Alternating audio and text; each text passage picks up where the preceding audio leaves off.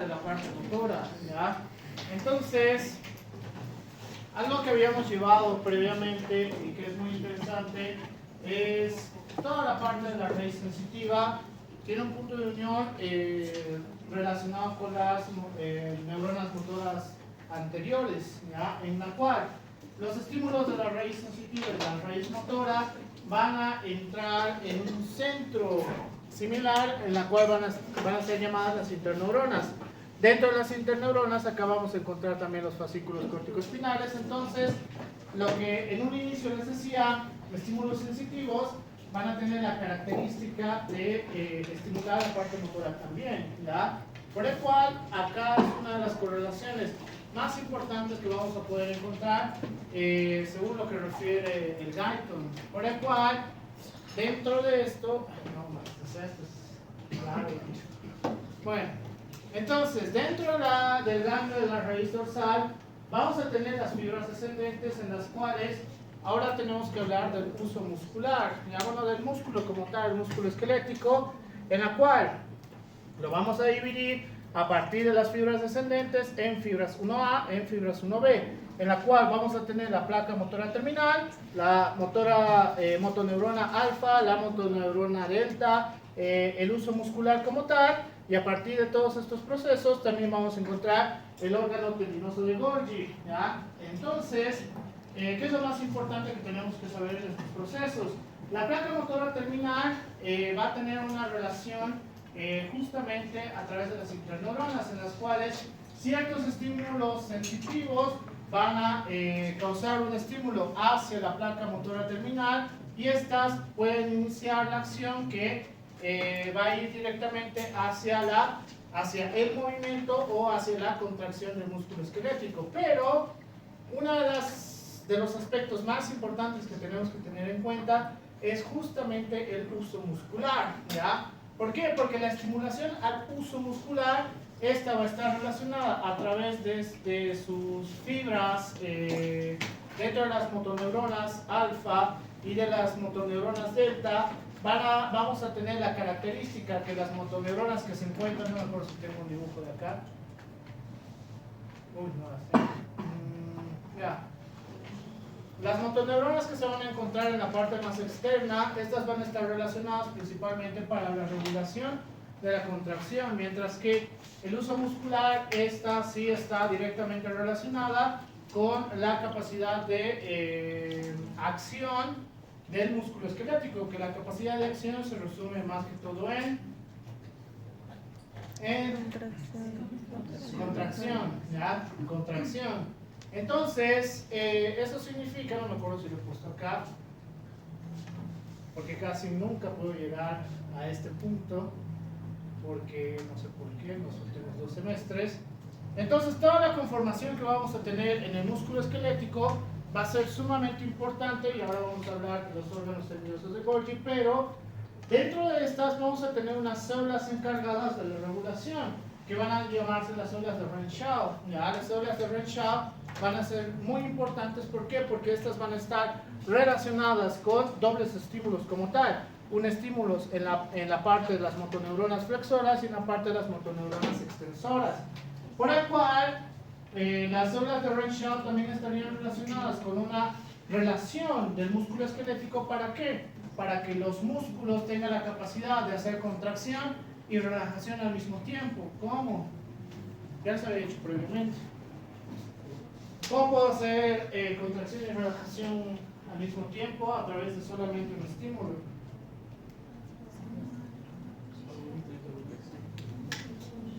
¿Cómo la precisión?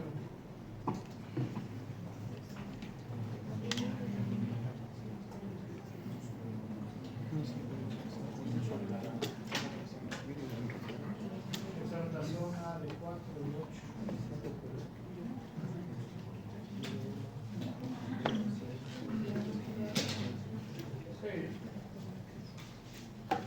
¿Cómo podríamos hacer? Lo que les he explicado, por ejemplo, en la parte del músculo esquelético, para yo hacer contracción del bíceps, ¿qué va a pasar al mismo tiempo? Relajación del músculo tríceps. ¿Por qué? Porque va a ser un conjunto muscular y las células de Renshaw sí van a entrar dentro de este estímulo como tal, ¿ya? Así que es importante tener en conocimiento este efecto. ¿Por qué? Porque dentro de todo el paquete muscular que vamos a tener, pues por ejemplo, a la parte de subir gradas, también existe este fenómeno, ¿ya? En la cual vamos a tener la contracción de un músculo al momento de elevar la punta del pie o pisar el talón y la relajación del lado contrario. Entonces, eso significa que, y esto ya es muy medicina del deporte, eso significa que no tenemos que tener solamente en cuenta la parte de la contracción muscular. ¿Por qué? Porque eso significa que no estamos haciendo un trabajo adecuado, sino que a través de la contracción muscular también tenemos que pensar en el proceso de relajación. ¿Por qué? Porque si yo hago una extensión excelente, puedo causar una relajación excelente en la parte del bíceps que ya estaba contraída. Y eso puede estar relacionado con la parte del DOMS, ¿ya? Por ese motivo tenemos que tener cuidado en hacer ciertos movimientos. ¿Cuál es un movimiento natural que podría causar alguna lesión muscular en ustedes? ¿Saltar? No necesariamente.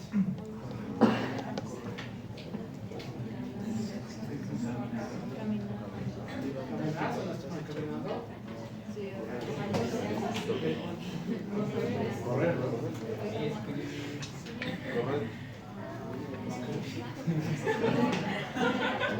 Tenis y manos. Voy a empezar a colocarles un casco. Sí, se lastiman, es un viviendo. Ya. Correr técnicamente es la parte correcta, pero el paso acelerado tiene un problema, en la cual al no tener la intensidad de correr, pues es muy fácil no adaptarse al piso, no adaptarse a la parte de flexión y extensión como deberíamos tener. Entonces, en teoría, pues como ocurre sobre todo en La Paz por las subidas y las bajadas, es mucho más fácil la parte del fallo en el músculo esquelético. Entonces, a partir de estos procesos, tendríamos que tener en cuenta otras características también. Dentro de estas fibras que les comentaba, vamos a tener tres fibras características que van a ser la motora, directamente relacionada con las fibras delta, la parte sensitiva con las fibras 1A y las fibras 2, y la parte motora que va a tener, a diferencia del otro extremo, pues va a tener la fibra alfa, ¿ya? En la cual las fibras motoras pues se van a encargar principalmente de la parte de contracción y relajación según la necesidad que tenga en este espacio, pero las fibras sensitivas pueden llevar un estímulo a partir de este proceso para llevar o hacer la acción hacia la parte motora, ¿ya? Por ejemplo, ¿cuál sería uno de los ejemplos de su día a día? Sin la necesidad que tenga de pensar. No. No.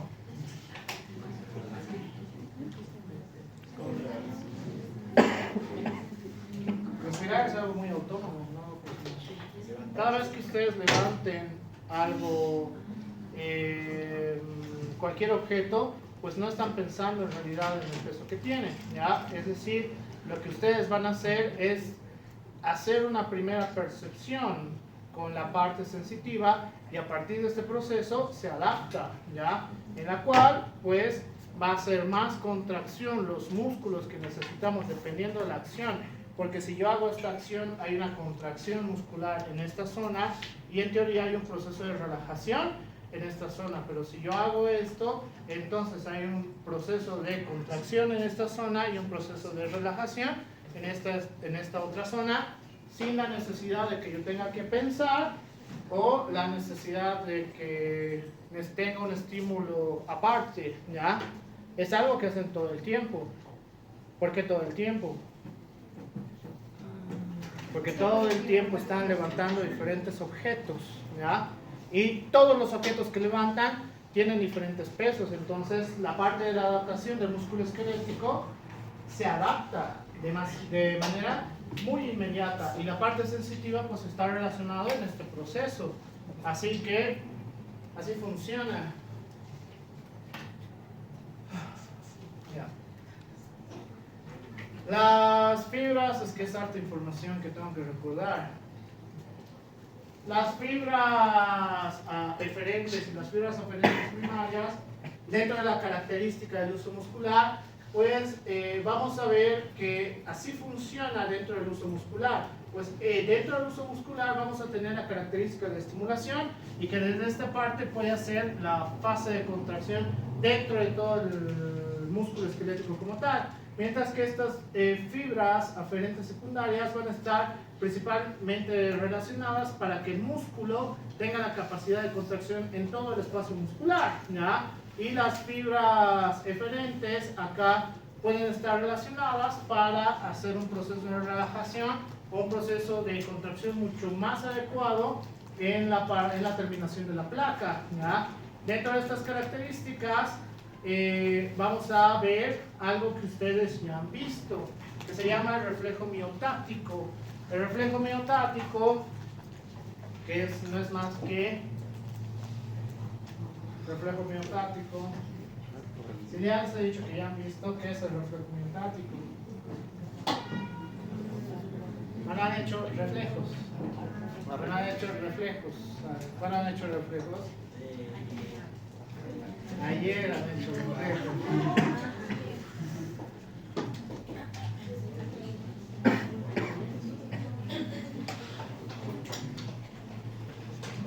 Entonces nosotros lo han puesto bien caliente. Ahora. No respiren, por favor.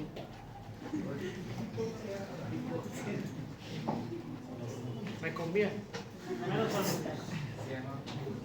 Entonces, el reflejo miotáctico, tal cual lo habíamos visto, pues está relacionado con el uso muscular, porque dentro de la fibra del uso muscular vamos a tener los nervios sensitivos, en las cuales un estímulo inicial no necesariamente necesita pasar hasta la zona de la corteza como tal, ¿ya? Sino que el reflejo miotáctico vamos a ir a través de la raíz nerviosa o la raíz sensitiva, en la cual va a pasar a través de las interneuronas y directamente va a ir a las raíces motoras, y por el cual a través de la parte motora vamos a hacer el proceso de contracción, ¿ya? Y ¿cómo podemos ver si el reflejo miotáctico funciona o no funciona?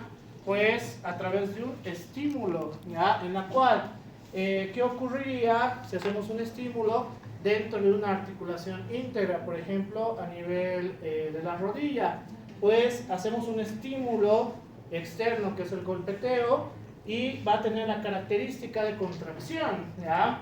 Por el cual hace un movimiento involuntario. Pero, ¿qué ocurriría si tenemos una articulación dañada o la parte del músculo esquelético dañada? Esto significa que los estímulos que generemos van a ser alterados, es decir, o necesitamos más estímulo, o el estímulo no es el suficiente para llevar el reflejo miotáctico hasta la contracción involuntaria, por el cual en aquellas personas que no tienen reflejos pueden ser muchas cosas las cuales los llevan a no tener reflejos. Alteraciones del potencial de acción, o sea, por el sodio, potasio, cloro, etcétera, etcétera, o alteraciones a través del uso muscular, alteraciones a través del nervio motor, etcétera, etcétera, ¿ya? Por eso, que no tenga reflejos también significa algo, que no tenga reflejos, ¿ya? Hay varios de ustedes que según me decían no tienen reflejos, pero tienen reflejos, solo que no son como el chavo que están haciendo sus brazos así de repente y sus piernas la levantan así de la nada, no, sino que hay una acción de reflejo, pero no es tan intensa y puede ser por múltiples otras causas, por el cual también tenemos un poco de esto. El reflejo miotáctico, pues vamos a hacer el martillazo, en la cual va a ir por la parte sensitiva a través del uso muscular, neuromuscular. Por la parte eferente va a ir a través de la raíz sensitiva. La raíz sensitiva va a ir a través de las interneuronas, en la cual las interneuronas van a actuar de dos maneras. Las interneuronas de excitación y las interneuronas inhibidoras. ¿Por qué ambas? Porque en este movimiento que va a ser en la cual el miembro inferior va a llevarlo hacia adelante, también tiene que haber un proceso de relajación dentro del cuádriceps. Hay un proceso de contracción en la parte superior y en la parte inferior va a haber un proceso de relajación, ¿ya? Para el cual la característica que vamos a tener es este movimiento involuntario. Pero se acaba ahí hacer este proceso fisiológico, no, sino que esta va a ir hacia la parte, hacia la vía ascendente por la vía sensitiva. ¿Para qué? Para interpretar lo que está sucediendo a tu alrededor, ¿ya? Es decir, tu cerebro sabe exactamente todo lo que ocurre a tu alrededor. Todo. Otra cosa es que quieras ignorar las señales que te da tu cerebro, ¿ya? Eso es diferente, eso es totalmente diferente. Pero la parte del sistema nervioso central y la corteza cerebral tiene la capacidad de poder interpretar todo lo que ocurre a tu alrededor. Entonces, lo que irónicamente veía en la práctica con ustedes, ¿cuál era la reacción al momento de procesar la información?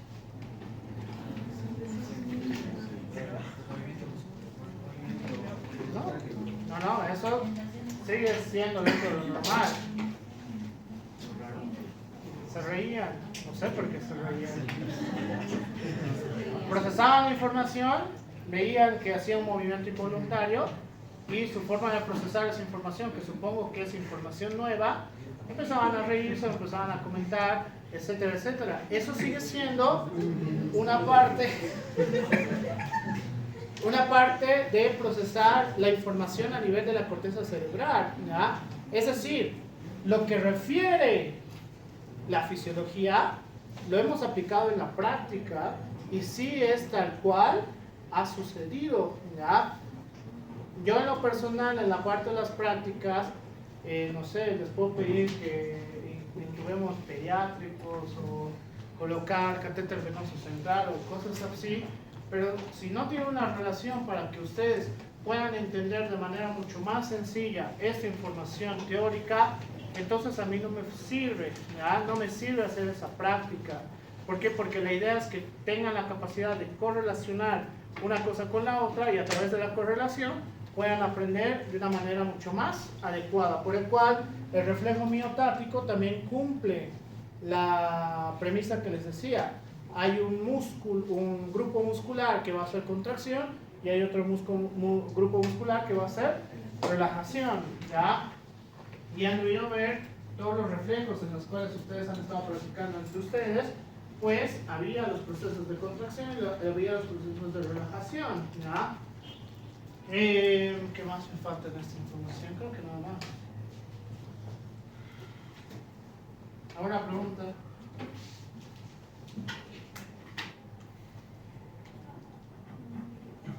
No, paciente, así que...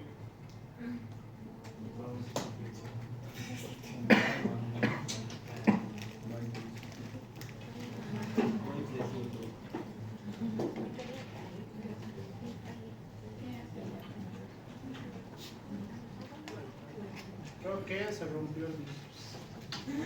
Qué animal. Pero bueno. Yo no tengo que hacer nada.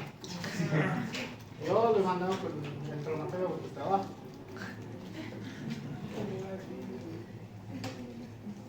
Le he dicho que no haga, que le haga caso a su gym bro o a su coach. Entonces, ¿cuál es la característica del reflejo miotático? La característica del reflejo miotático es que el golpe que vamos a generar es como si generáramos un potencial de acción nuevo, ¿ya? Un potencial de acción nuevo de todas las características de procesar, que ustedes ya saben, ¿no? La parte del potencial de acción, de todos los canales con el sodio, potasio, calcio, etcétera, etcétera. Entonces, pero en el reflejo miotático, pues la característica es que dependiendo de la generación del impulso, pues va a durar o va a durar menos el reflejo como tal. Por eso el reflejo es instantáneo, ¿ya? ¿cuánto ha durado, no sé, el reflejo que han hecho? Menos de un segundo. Por eso, ¿por qué? Porque funciona de esta manera. Pero existe un estímulo similar del día a día en las cuales tenemos el estímulo intermitentemente, que esto va a ser caminar, ¿ya? El caminar, pues dependiendo del estímulo que tengamos al primero, pues hay un grupo muscular a través de los gastrocnemios que va a hacer contracción, mientras que el otro proceso, mientras se va levantando el otro pie, pues va a ser un proceso de relajación, ¿ya?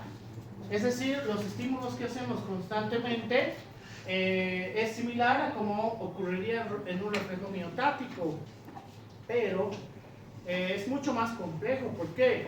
Ustedes, supongo que me voy a repetir el preguntar, ¿ustedes piensan cuando caminan? A veces. No piensan caminar. O sea, me refiero a que para caminar dicen pierna derecha, pierna izquierda, pierna derecha, pierna izquierda.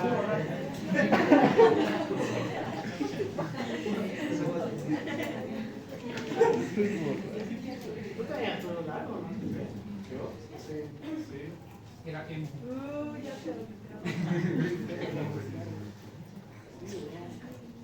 Hay varias cosas en las cuales aparecen. No, yo también estaba doctor en pre-facultativa. Yo sé, pero a veces son otras fotos. Hay varias actividades que ustedes, supongo que sus mentores los han metido. Ah, verdad, Y sí me acuerdo. ahí aparecen. Y he ido reconociendo y dije, claro, ¿qué hacen esas ratas ahí? cuando no sabíamos de fisiología. Pero ¿y cuál es la diferencia ahora?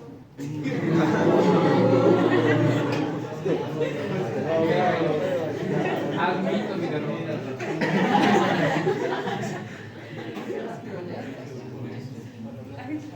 Entonces, dentro de la capacidad de contracción y relajación, tenemos algo muy importante que se llama el órgano tendinoso de Golgi, ¿ya? El órgano tendinoso de Golgi tiene la capacidad de hacer una tensión excesiva, pero a la par, este estímulo de tensión excesiva va a llevarnos a estimular la interneurona inhibidora, en la cual esta interneurona inhibidora va a hacer que las fibras musculares que sí se pueden romper fácilmente, pues entren a un proceso de relajación, ¿ya? Entonces, en aquellas personas, o no sé, normalmente después del cuarto semestre, mágicamente, o cuando pasan conmigo, mágicamente todos quieren ir al gimnasio y hacer ejercicio. Supongo que es por las cosas que les hablo, porque sí, por favor hagan actividad física. Pero para entender cómo funciona la parte de hacer hipertrofia muscular de cualquiera de los músculos y lo que refiere que es el agotamiento muscular, ¿o qué le dicen también? Ya, fatiga muscular.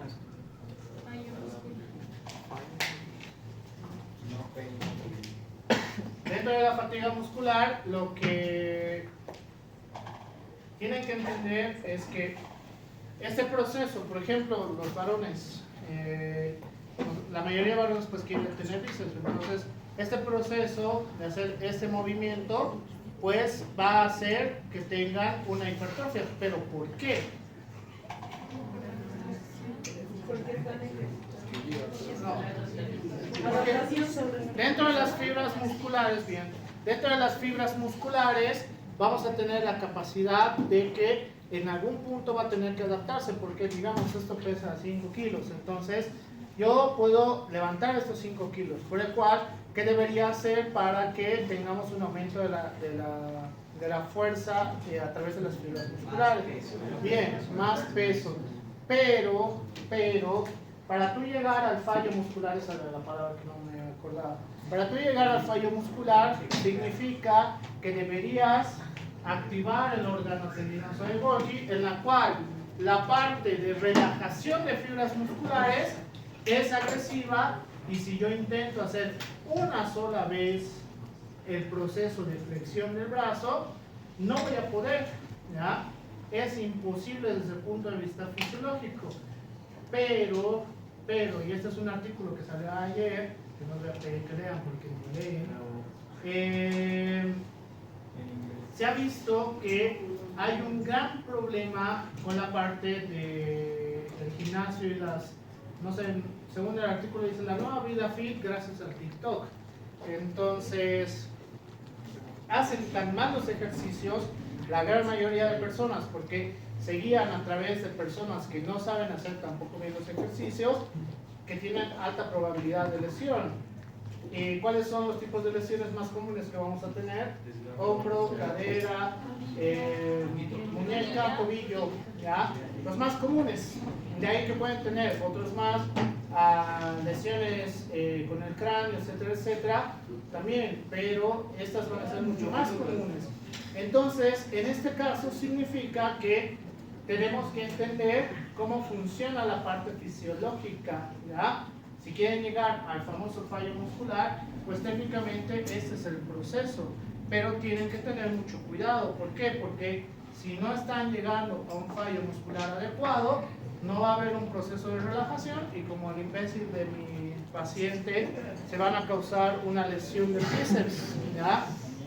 Se van a causar una lesión del bíceps y cualquier ruptura muscular va a llevarte a que el proceso de recuperación sea mucho más largo, ¿ya? Este paciente, yo por lo menos no le voy a dedicar el gimnasio en 6 meses. Todo el progreso que ha tenido, pues los ha perdido en un día por hacer sus ceras. Entonces, tengan mucho cuidado en ese aspecto, sea lo que sea que hagan, natación, carreras, gimnasio, zumba, etcétera, etcétera, todo lo que sea que ustedes hagan, tengan cuidado, ¿ya? Tengan cuidado porque si no va a llegar al proceso de relajación. El órgano tendinoso del borde se va a encargar de este proceso para justamente evitar la ruptura. Por eso, escuchen a su organismo. Cuando ya no puedes levantar más, literalmente no puedes levantar más, no hagas lo que los coaches del gimnasio hacen. Ellos mismos agarran la máquina y te están obligando a seguir haciendo. Así no funciona, por eso hay tantas lesiones. Entonces, entiendan cómo funciona esto. Ahora sí. Doctor, una consulta. Por ejemplo, cuando uno va a entrenar con peso, te hacen hacer ejercicio con peso, digamos, 20 kilos, ¿no? Haces y luego te hacen hacer con casi nada. Las famosas los drop sets solamente funcionan para aquellas personas que tienen mínimo 5 años de hacer actividad física relacionada con el gimnasio. ¿Por qué? Porque hay fibras, hay músculos en específico que se estimulan ante la disminución de peso, en la cual la gran mayoría de personas lo único que necesitan es una serie clásica hasta que cumplan 1 año o 1 año y medio de gimnasio, por si acaso, ¿ya? Si tienen 5 años de gimnasio y están haciendo drop sets, perfecto. Pero si tienen 2 meses de gimnasio y están haciendo drop sets, están estorbando a los demás que están haciendo el gimnasio, por si acaso, ¿ya? ¿Por qué? Porque lo malo de los drop sets, necesitas mucho equipo, entonces no lo hagan, no es necesario. Primero, su organismo tiene que acostumbrarse a la nueva adaptación de músculo, ¿ya? Pero eso es por los queridos coaches de gimnasio, ¿ya? No saben fisiología, así que no los culpo.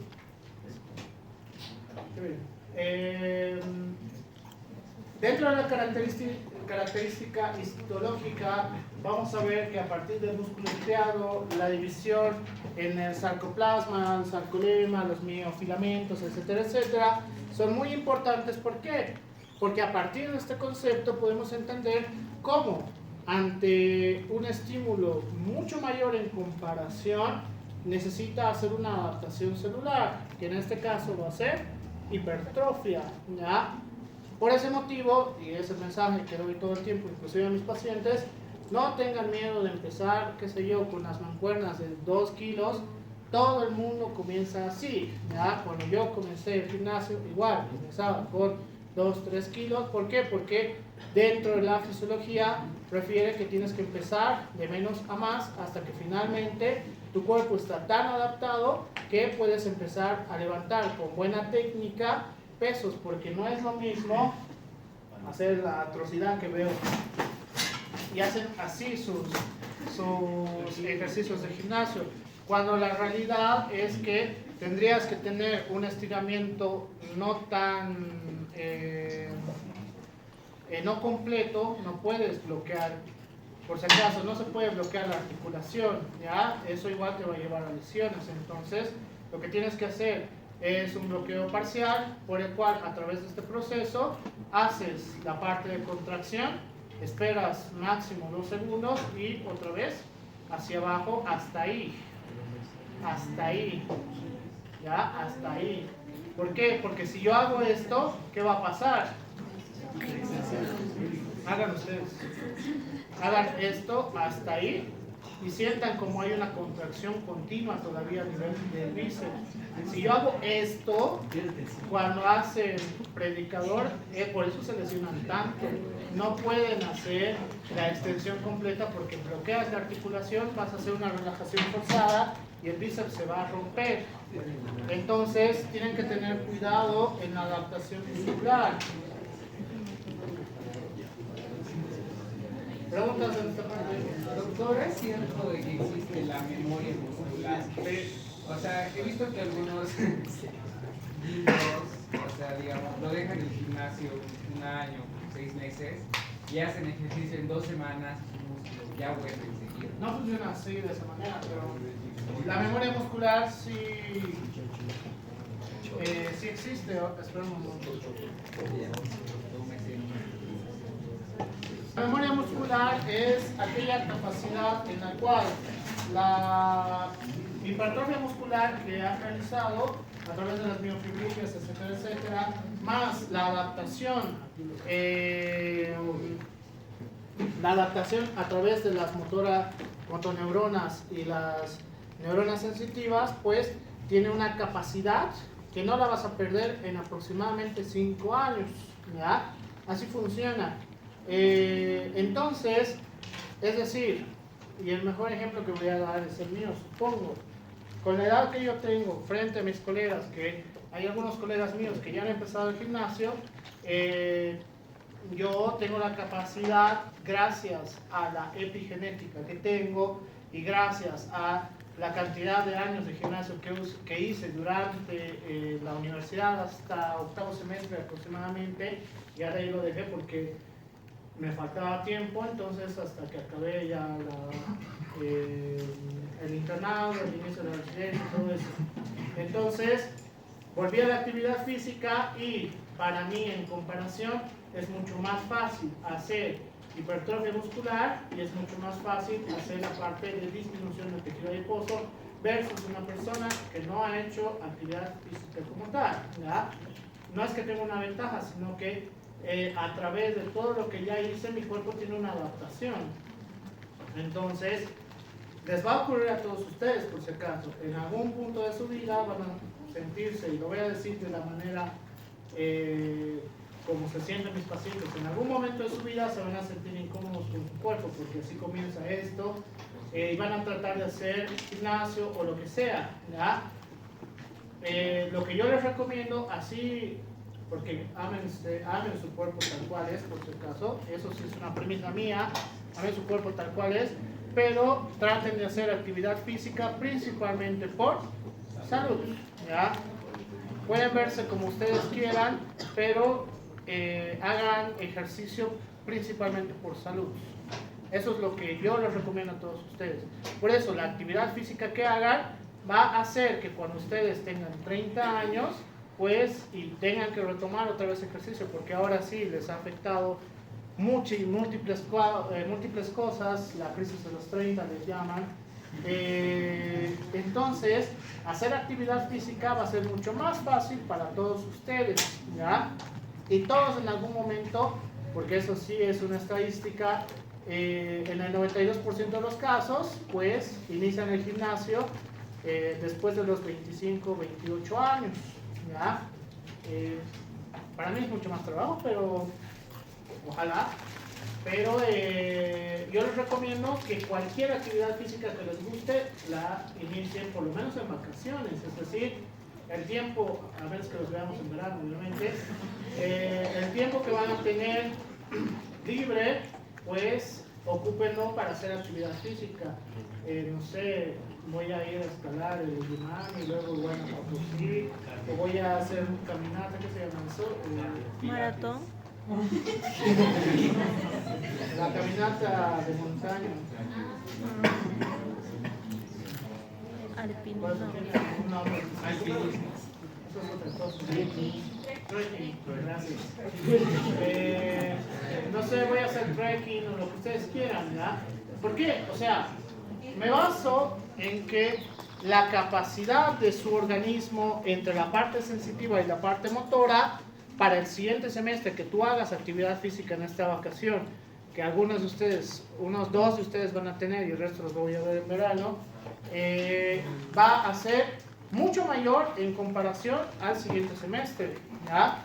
Esa es la premisa que tienen que tener, no que van a verse como Pepetón Montana todos ustedes para el próximo semestre, sino que tengan mayor fuerza física y mayor control en la parte sensitiva y en la parte motora, ¿ya? Pueden hacer lo que ustedes gusten. Toda actividad física es buena actividad física si sabemos todos los riesgos que se pueden correr, ¿ya? Pero para la edad que tienen ustedes sí deberían hacer mayor cantidad de actividad física, porque voy a empezar un nuevo trabajo de investigación, porque algo me está llamando la atención entre todos mis estudiantes, porque cuando llegan a primer semestre, y ahí es donde he empezado a ver todo esto, claro, son bastante delgados, pero en menos de 2 años se altera demasiado su organismo, pero demasiado exagerado. Entonces, en la gran mayoría de casos que he podido analizar, supongo que hay un patrón, entonces voy a ver cuáles son las causas, a partir de las causas todo mi trabajo de investigación y ver qué se puede hacer, ¿ya? ¿Por qué? Porque, misma premisa, yo no quiero que pasen por todo lo que mis colegas pasan hoy por hoy. Tengo muchos colegas que tienen diabetes mellitus tipo 2, hipertensión arterial, síndrome metabólico, enfermedades hormonales, etcétera, etcétera. Entonces, todo esto también está relacionado con la falta de actividad física. Así que, y además del consumo de drogas, sedentarismo, etcétera, etcétera. Así que espero que no lleguen a eso, porque supongo que no es divertido. Dígame. En cuanto a los ejercicios anaeróbicos periódicos, ¿se considera, digamos, la misma pérdida de peso o hay alguna diferencia entre el tipo de ejercicio? Buena pregunta. Primero, hay que diferenciar lo que la gran mayoría de ustedes quieren, ¿no? Dice pérdida de peso, ¿ya? Hay que definir qué vamos a considerar pérdida de peso. Según ustedes, ¿qué sería pérdida de peso? Grasa corporal. ¿Cómo calculan su pérdida de peso? Bien. La gran mayoría de personas va a calcular a través de la báscula. Entonces, así no funciona, por si acaso, ¿ya? Lo que tienen que hacer, o bueno, la meta que tienen que cumplir no es en la parte de disminución del peso en la báscula, sino que tienen que incrementar masa muscular y tienen que disminuir tejido adiposo, ¿ya?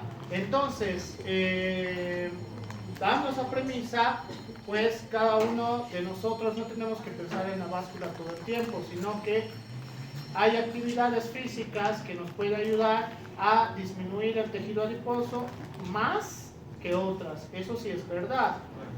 Para perder tejido adiposo de una manera adecuada sí está relacionado con hacer hipertrofia muscular, ¿ya?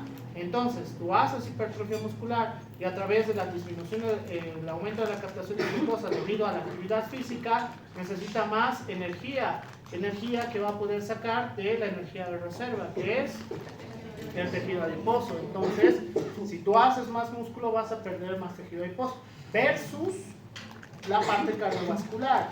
la parte cardiovascular es un buen complemento para que ese tejido adiposo que no podemos perder a través de la parte de hipertrofia muscular, también podamos perderlo gracias a la actividad cardiovascular, que la actividad cardiovascular puede ser, por la división, puede ser 4 horas a la semana, ¿ya? 4 horas a la semana.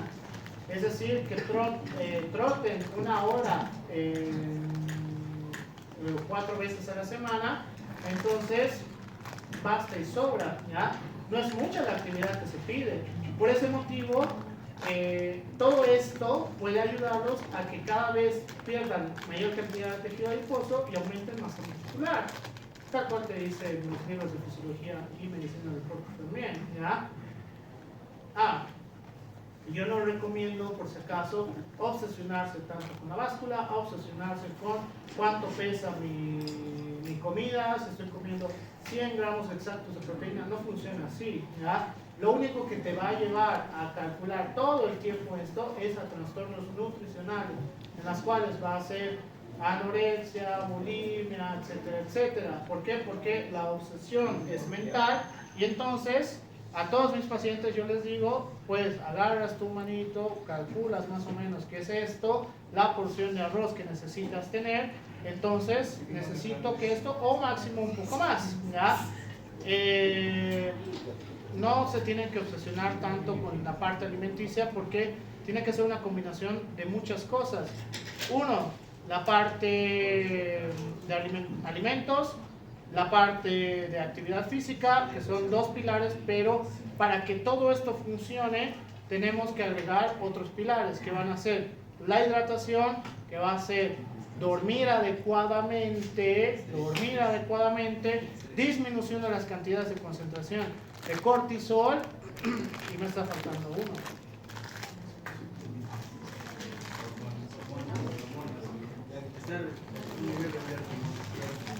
Ya.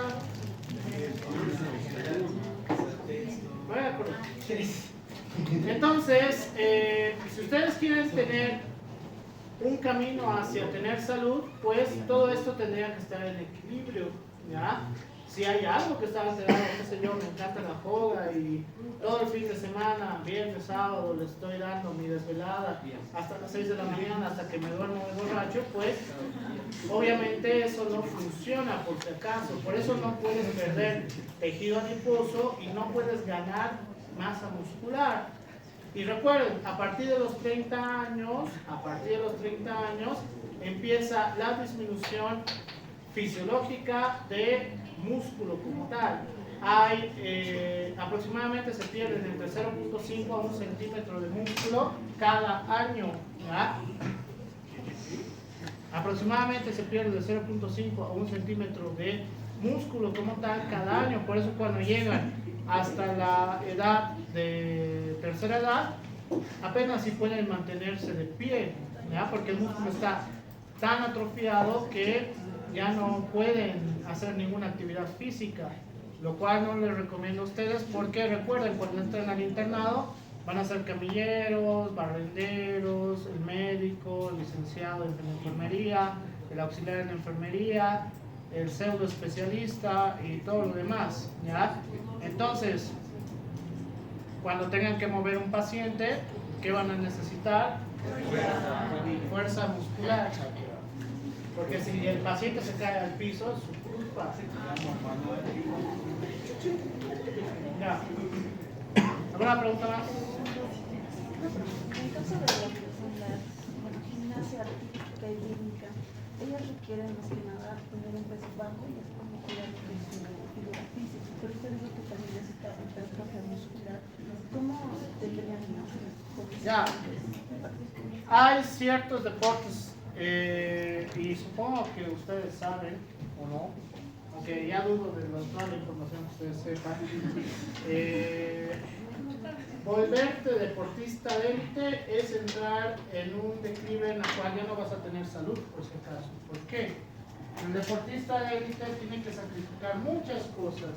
La gimnasia, el ballet, etcétera, etcétera, técnicamente entran dentro de esta categoría en la cual necesitan perder tanto tejido adiposo, tanta masa muscular, que entran en una alteración del equilibrio de la salud. Entonces, si pierdo toda la parte de característica muscular, se va a ir hacia un costado todo lo demás, ¿ya? Entonces, en estos casos, yo no recomiendo actividades que sean demasiado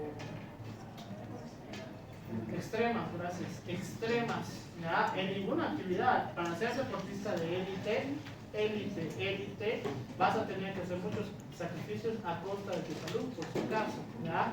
De acá, ninguno tiene cara de deportista de élite, entonces, sí.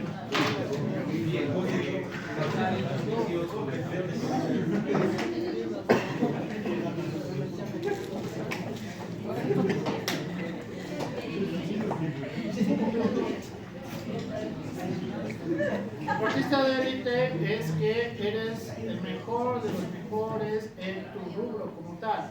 Qué sé yo, estás entre los 10 primeros en lo que sea que tú realizas, o inclusive ganas o generas tanto dinero a costa de tu salud, por si acaso. Por eso la gran mayoría de deportistas élites mínimo tienen una lesión al año. ¿Por qué? Porque tienen que forzar tantas cosas para seguir y jugar todo el tiempo. Lo mismo ocurre en la NBA, lo mismo ocurre en la NFL, en la NHL, esgrima, etcétera, etcétera. En la gran mayoría de deportes hay deportistas de élite, pero jamás recomiendo a mis pacientes buscar deportistas de élite, ser deportistas de élite. ¿Por qué? Porque ahí ya no hay el equilibrio para tener salud, ¿ya?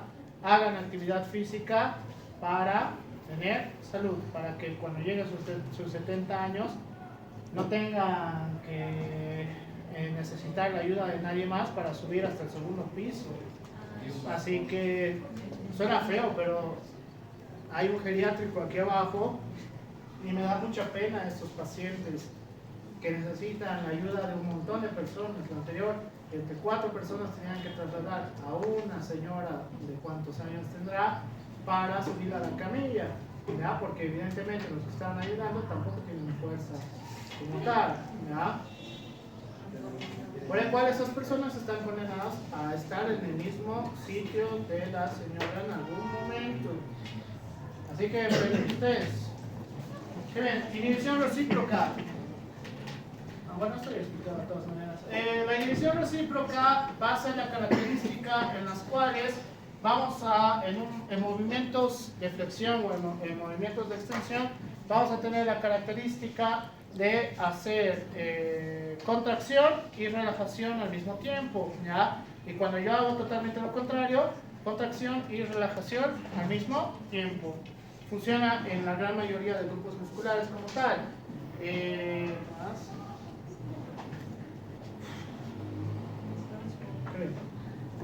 Entonces, dentro de las características de contracción, la contracción extensora y la contracción flexora, vamos a tener cierta diferencia en los estímulos. Por ejemplo, la contracción flexora, vamos a llegar a un punto en el cual la fatiga está tan acumulada que, por ejemplo, si tú haces bíceps, cualquier movimiento de bíceps constantemente, pues el músculo va a empezar a tensarse tanto que el órgano tendinoso de Golgi actúa de esta manera y vamos a ir a un periodo de post-descarga, ¿ya?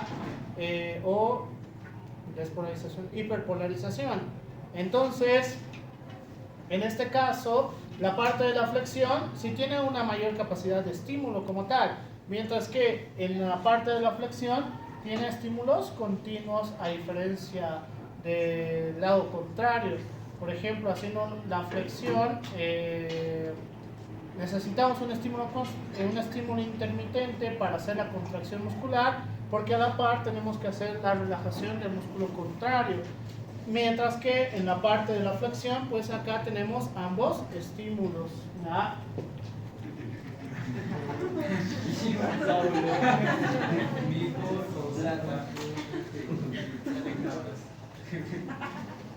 Entonces, la parte, hay algo tan complejo, pero tan sencillo que se ve a través del ojo humano, que es, por ejemplo, el proceso de rascarse, en la cual el proceso de rascarse dentro de la neurofisiología es un poco más complejo. ¿Por qué?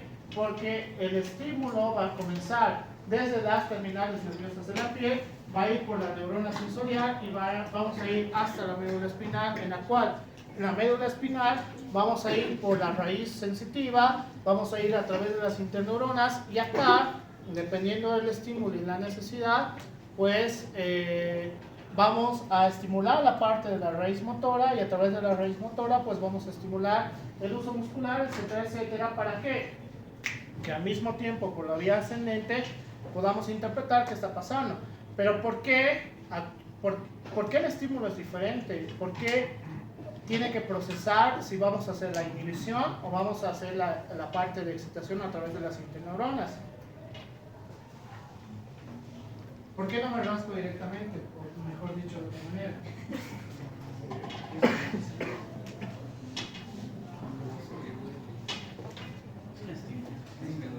¿Por qué no me rasco directamente? Por ejemplo, ¿por qué no hago esto si tengo comezón entre piernas?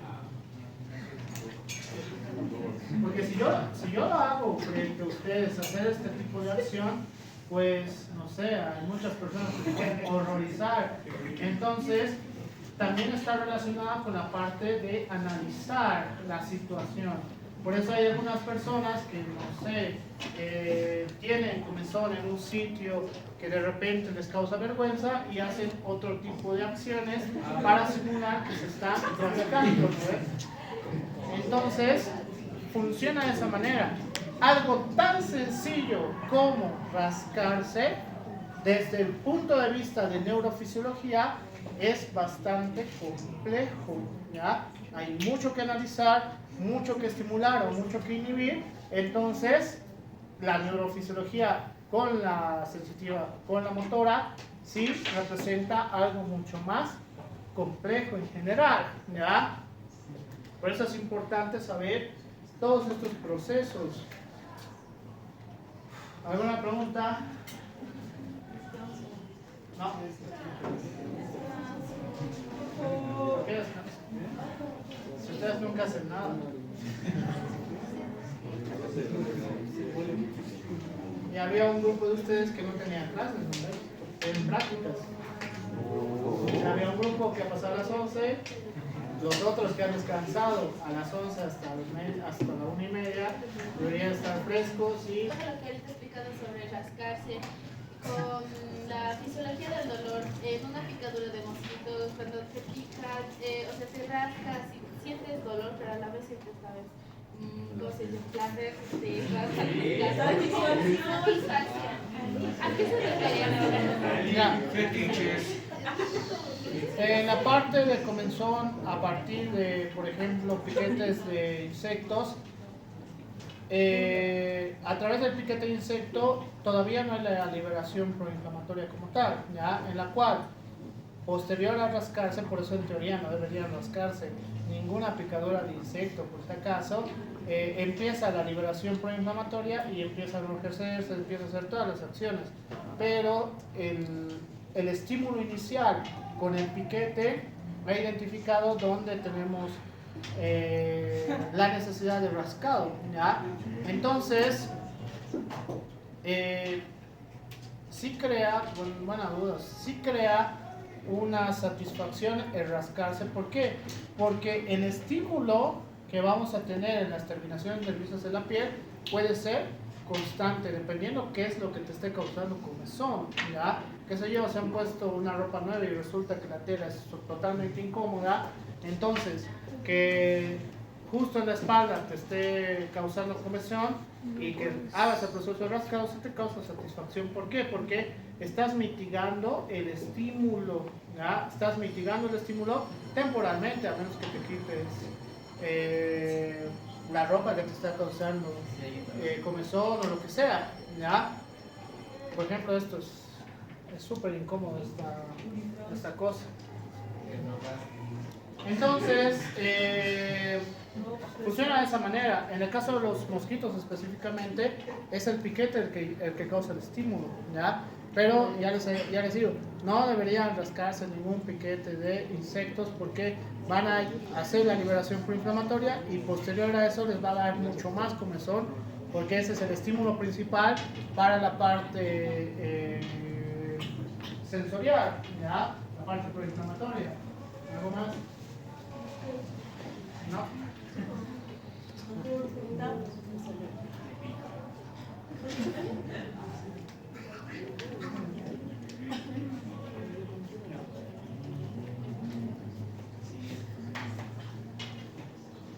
Por ejemplo, ya acabo en 25 minutos. ¿Cuánto me falta? 50 de positivo.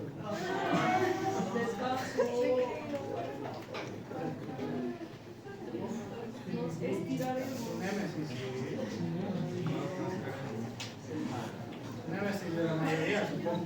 Esa mañana. Fases craneales.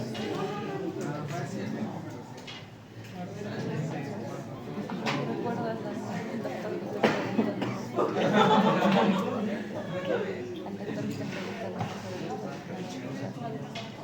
operación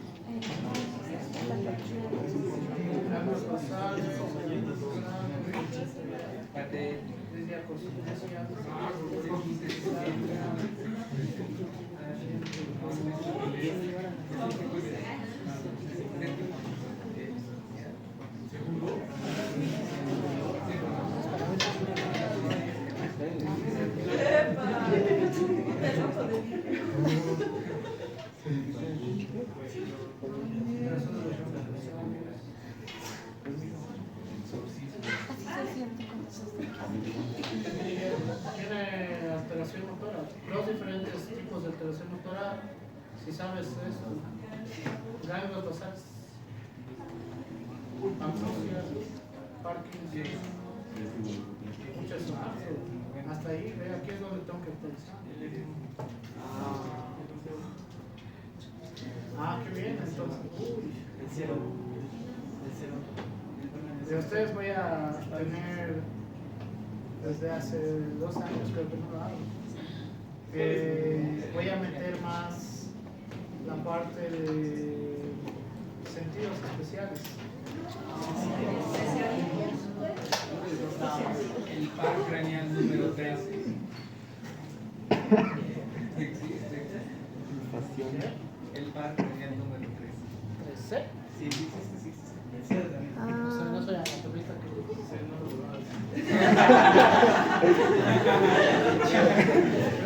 a los demás.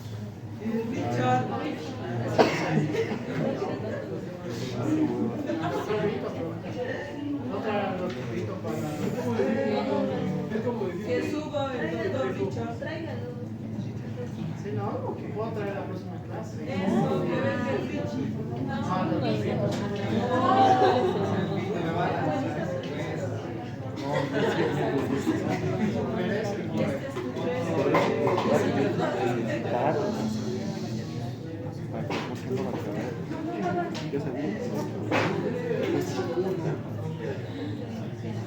O sea, la próxima es puras patologías. Puras patologías de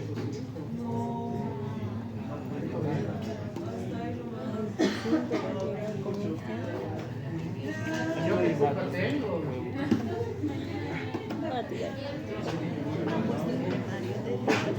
Ustedes tienen que aprender neurofísica.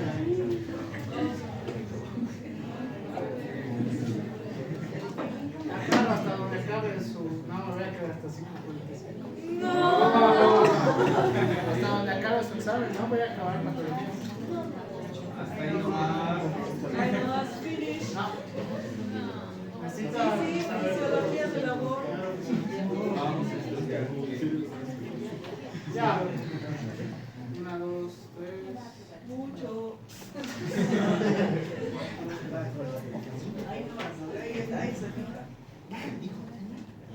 ¿Qué le dicen? Él es su hija.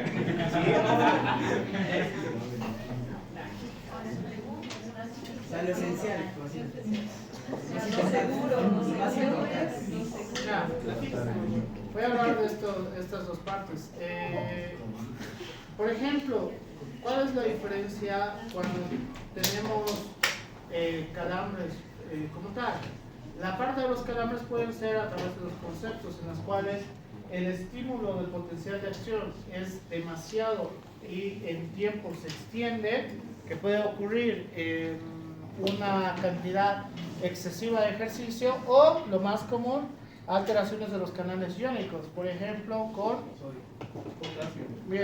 hipopotasemia, ¿ya? Hipopotasemia. Entonces, en el caso de la hipopotasemia, las fibras musculares van a sufrir un potencial de acción alto y además continuo, por el cual el calambre es continuo hasta que entramos en un proceso de hiperpolarización, y gracias al uso muscular pues evitamos la ruptura, a menos que el uso muscular no funcione como tal.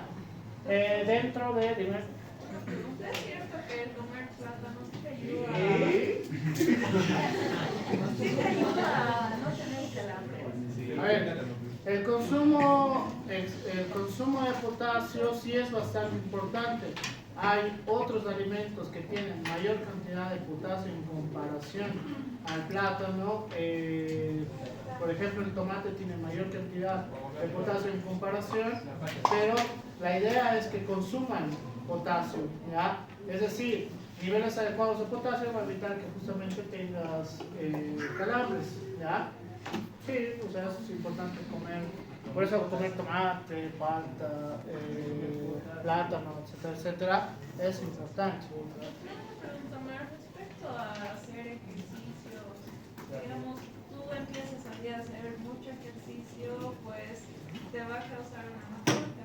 Pero he escuchado que cuando te bañas con agua fría, evitas que te dé la mazorca. Pero esta mañana nos hablamos de eso. Eso está relacionado con el DOMS. Claro, pero o sea, sí.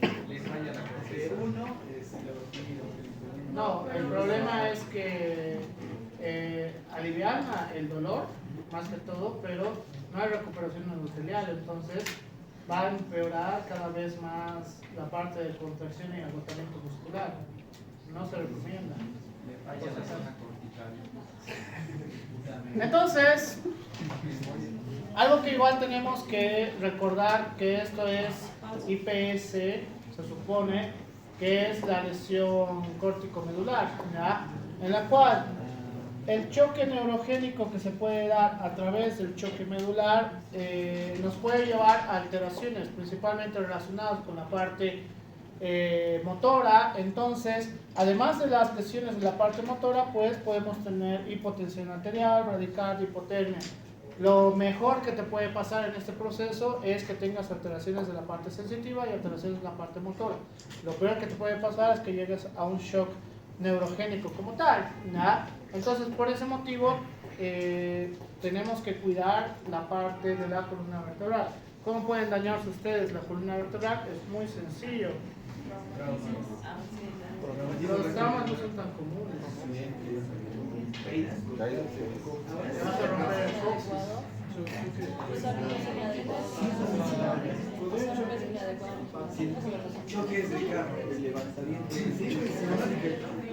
A ver, las lesiones que vamos a tener asociado con la parte radicular, algo más fácil es cuando hacen levantamiento de cualquier peso de una manera inadecuada, ¿ya? Que principalmente va a estar relacionado con lesiones desde la torácica 11 hasta la zona del sacro, ¿ya? Entonces, por ejemplo, en ustedes es común, sí, porque cuando se mudan y empiezan a llevar sus camas y demás, en la mayoría de los casos son 3 alumnos que pesan 40 kilos con la ropa mojada, entonces en ese caso no van a poder tolerar el peso que están llevando, ¿ya? Por ese motivo tienen que tener mucho cuidado. Recuerden, tienen que levantar con las rodillas, no pueden levantar con la espalda, porque esto sí les va a llevar a lesiones de la columna, lesiones córtico-medulares, ¿ya? Entonces, la formación de hernias discales es lo peor que les puede pasar. Lastimosamente, uno de mis estudiantes, que ahora es mi paciente, tiene lesión por hernia. Y la hernia, en la mayoría de los casos, solamente se trata de manera quirúrgica. Ya tenés su cirugía y ahora va a retomar la universidad el próximo semestre, siempre y cuando se recupere de manera adecuada. Yo tengo que formar parte de ese equipo porque es parte de mi trabajo, ¿ya? Recuperación y una mayor formación muscular sin la necesidad de llegar al daño muscular.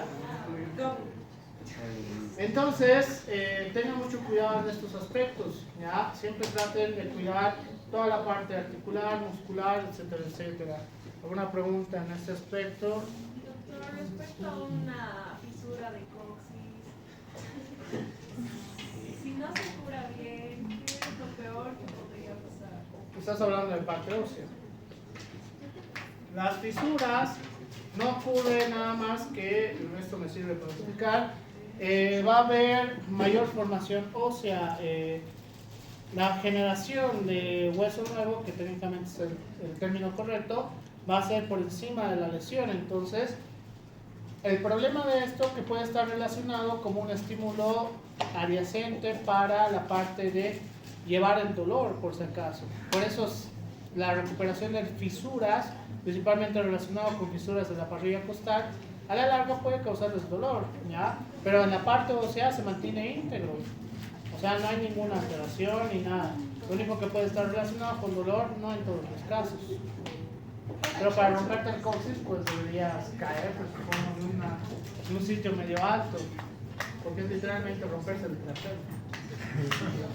Y en el síndrome de Brown, Ok. porque se supone que hay una lesión en todo el que no debe lesionar, ¿verdad? Bueno, no lesión, sino que no hay la mitad de la cadena espinal, ¿verdad? Se pierde la función sensitiva y motora. Sí, porque ya no hay nada por abajo. Recuerden, si tenemos una lesión severa como las pobres personas que tuvieron el accidente en la autopista, porque hay una de ellas que aparentemente tiene trauma raquidimedular severo, entonces de la lesión que tenga, sea cervical, torácica, lumbar o sacra, si realmente es un trauma raquidimedular severo, todo lo que sea de la lesión, digamos en torácica 12, todo lo que esté por debajo ya no es parte sensitiva, no hay parte motora, ¿verdad?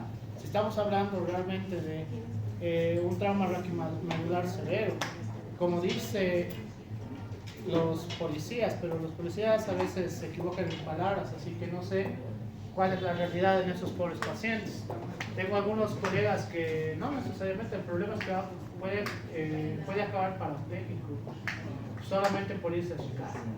No, pero ha visto la noticia, o sea, los policías han llegado y han dicho que había 6 muertos, han llegado al hospital y no estaban muertos. Así funciona, cada uno tiene su rubro, por si acaso, entonces los policías no se encargan de ver ese tipo de cosas. Por ese motivo, pues, mis colegas paramédicos, mis colegas médicos y todos los que trabajan en emergencias son un punto importante porque de repente están con signos sintomatología para abajo y han logrado salir a esas personas. Pero esperemos qué es lo que sucede. Tengan mucho cuidado, por si acaso. A veces ocurren cosas así repetidas. Y una mala postura puede ocasionar una lesión. Buena pregunta. Una mala postura podría causar una lesión a nivel córtico-medular. En teoría, podríamos causarnos un proceso inflamatorio, ¿ya? Es decir, que todo el tiempo estés jorobado, cuando estás sentado, cuando estás de pie, etcétera, etcétera, sí puede llevarnos a un proceso inflamatorio, no una lesión, ¿ya? Cuando ya recuperes la postura que deberías tener, pues todos los síntomas se van a pasar, pero hagan el experimento con ustedes. Siéntense, no sé, con su computadora, lo que sea, y joróbense lo más que puedan y van a sentir como empieza a dolerles, ¿ya? Empieza a causar dolor. ¿Por qué? Porque ese movimiento estilo crunchy, porque esa es la definición supongo, este movimiento estilo crunchy, sí tienen que tener cuidado toda la parte de la columna vertebral, ¿ya? Porque este crunchy va a causarles procesos inflamatorios. El que tengas una mala postura no te va a llevar a que tengas hemiparesis y demás, pero sí te va a causar procesos inflamatorios para que te cause dolor más adelante, ¿ya? Una escoliosis no tratada. Ah, eso sí tienen dolor todo el tiempo. Todo el tiempo tienen dolor. Y es más severo si empeora. Doctor, una consulta. No. Cobro 350 la consulta. Una pregunta. Una pregunta. Una pregunta, doctor. En varios libros que pude leer de anatomía sobre los traumatismos que existen en la medular, los más peligrosos son entre C3, C4 y C5. ¿Por qué se dan? ¿Por qué son? Ya, desde la parte, no exactamente, desde la parte cervical principalmente va a estar relacionado que el traumatismo puede llevarnos a también un estímulo a la parte de los centros de control. Llega ese estímulo a los centros de control, todo se va a apagar. Centro de control respiratorio, entonces ahí no hay nada que hacer. Como en un podcast que escucho cuando estoy haciendo algo, que es sobre, ¿qué se llaman mis coleguitas que están loquitos, pero los admiro mucho, los que ven muertos? Los forenses, es un podcast de forenses. Se han topado con una persona que tenía justamente una lesión cervical severa, en la cual el asiento estaba fijado y atricionado de manera tan exacta que el mínimo movimiento pues ya lo iba a matar, ¿ya? Entonces murió, obviamente, porque no tenía ninguna posibilidad de sobrevivir. Así que el problema de la parte cervical es eso, va a causar una lesión a los centros de control y ya no hay nada más que hacer. Por eso tienen que usar cinturón cuando van en cualquier carro. Dime. Doctor, ¿y es cierto que en una escoliosis a nivel de los lumbares, en una cirugía, puede dejarlo paralítico? Hay la posibilidad. Recuerden, cualquier cirugía tiene un riesgo como tal, cualquiera. De nariz, apendicitis, lo que ustedes quieran, incluso las cirugías menores como es el tercer molar, tiene igual un riesgo. Entonces, adaptar la columna vertebral como normalmente debería estar es una cirugía mayor. Si es una cirugía mayor, todo puede morir sano. Entonces, en ese caso, hay la posibilidad de que la parte sensitiva o la parte motora sí se altere. Pero por eso tiene que tener un equipo de neurocirujanos de los mejores. Porque no lo hace cualquiera eso. Eso sí es verdad. Y respecto a cuando digamos el trueno en la espalda, ¿tiene algún tipo de lesión muy buena? Depende, a ver. Está bien la pregunta. ¿Qué sería eso de tronar? Por ejemplo, yo sí hago mucho esto de tronar los dedos, que no me va a causar lesión como tal. Pero la columna vertebral es diferente. La compresión que tú estás haciendo por una posición inadecuada, eso me sirve bastante bien, por una posición inadecuada, hace que este espacio que debería haber normalmente, pues, es como si generara burbujas dentro de esto, ¿ya? Y el problema es que cuando tratan de hacer este movimiento, pues hay una liberación agresiva. En teoría, si lo hace una persona de manera no tan agresiva, pues solamente es este movimiento que estamos haciendo. Pero si encima te presionan y demás, eso sí te puede llevar a que te duela todo el día, ¿verdad? O sea, sobre todo en aquellas personas que tienen demasiada tensión con los músculos de la postura o que, no sé, anden jorobados y demás, en esas personas sí van a tener estas características. Y para mejorar la postura, como usted dice, que las personas que siempre andan así jorobadas, sería bueno los chalecos de... Es una... sea que el chaleco se es una buena alternativa, pero desde medicina del deporte se ha visto que lo mejor que puedes hacer, porque y según las fotos que estaba viendo, cuando he llegado a la universidad, pues siendo así, cuando haces una hipertrofia de los músculos de la postura, pues de manera casi automática la postura se mantiene casi erguida, ¿ya? Entonces, entre más hipertrofia hagas, difícilmente vas a poder, a menos que tengas escoliosis y otras cosas. Eso es diferente. Si es algo netamente de la posición, porque la persona es de esa manera, hacer hipertrofia muscular a nivel de los músculos de la postura sí te puede ayudar, ¿ya? Porque eso sí está comprobado. Santa Cruz, ¿levantado la mano? Y lo que las personas de la tercera edad que ya manifiestan joroba y que poco a poco se van inclinando, ¿por qué sucede esto y cómo se puede evitar? Lo mismo que le comentaba a tu compañero, cuando hay una parte de atrofia muscular relacionada con los músculos de la postura, pues ya no hay estos músculos para jalar, ¿ya? Entonces, como ya no hace esta fuerza y no hay una contrafuerza, entonces es mucho más fácil por la parte ósea de que se vayan hacia adelante. Entonces, la solución en todos estos pacientes, principalmente los de la tercera edad, es que hagan hipertrofia muscular, pero en los pacientes ya con tercera edad hacer hipertrofia muscular es bien difícil. En un paciente que ha empezado casi de cero, hemos tardado 2 años y medio en hacer una buena hipertrofia muscular. Ahora pues ya puede levantar a sus nietos y demás, está bastante contento, pero es bien difícil hacer en los pacientes de tercera edad, pero no es imposible. El problema es saber adaptar los ejercicios para un paciente. No le voy a mandar a levantar 100 kilos al pobre veterano, ¿no? Ahí tenemos que adaptarnos, ¿ya? Pero es más que todo porque existe una atrofia natural, la sarcopenia del paciente de tercera edad. ¿Algo más?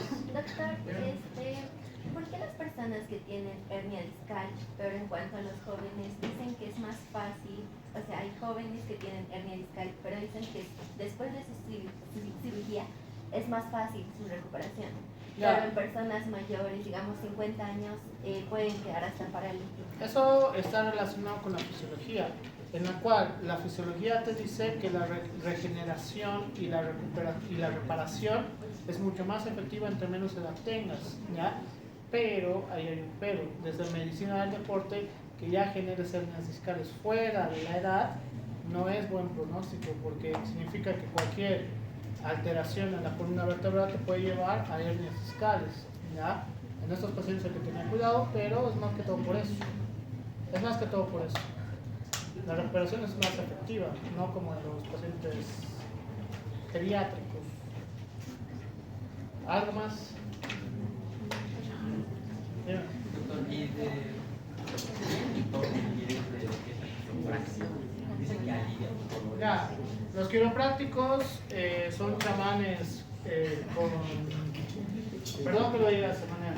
Los quiroprácticos son chamanes no muy diferentes a los que están en la 16 de julio, o ¿qué les dicen acá? Hueseros. No son diferentes a los hueseros, ¿ya? La quiropraxia es una pseudociencia en la cual muchas de las cosas que hacen puede llevarte a una lesión mucho más severa. En este país no hay una sola universidad que haga obtener el título de quiropráctico, por si acaso. Eso significa que o vienen de un país donde hacen pseudociencia o ha sacado su título de quiropráctico por internet, ¿ya? Entonces, tengan mucho cuidado con los quiroprácticos. Hay uno en Cochabamba que se está haciendo más famoso, cada vez más y más. Yo les estoy diciendo tal cual te dicen los libros. La quiropraxia es una pseudociencia. Si ustedes quieren ir a intentar con el quiropráctico, pues pueden ir a las 16 si quieren, ahí hay hueseros también. Entonces, no va a ser nada diferente de lo que hace el quiropráctico. Así que tengan cuidado, por favor.